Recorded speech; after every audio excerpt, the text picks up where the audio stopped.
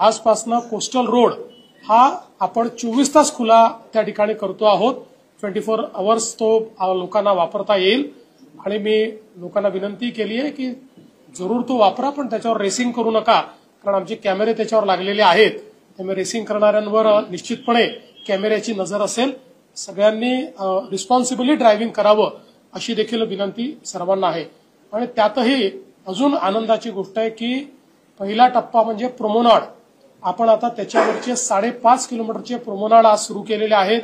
हे प्रोमोनाड आहेत, त्या ठिकाणी भुयारी मार्ग देखील आहेत, बायो टॉयलेट्स देखील आपण त्या ठिकाणी लावतो आहोत।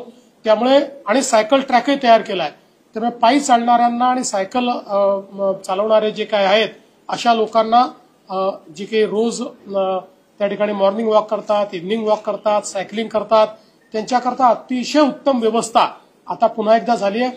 खरं म्हणजे या कन्स्ट्रक्शनच्या पिरियडमध्ये मरीन ड्राईव्ह असो की वरळी असो, लोकांना त्रास झाला, वॉकर्सला त्रास झाला, पण आता त्यांच्याकरता अतिशय उत्तम व्यवस्था होते। आणि लवकरच आता उरलेला जो सगळा महत्वाचा भाग आहे त्या ठिकाणी गार्डन्स जे आपल्याला तयार करायचे आहेत, उद्यानं जी तयार करायची आहेत, हिरवळ जी तयार करायची आहे, त्याचे कामाला सुरुवात आम्ही करणार आहोत।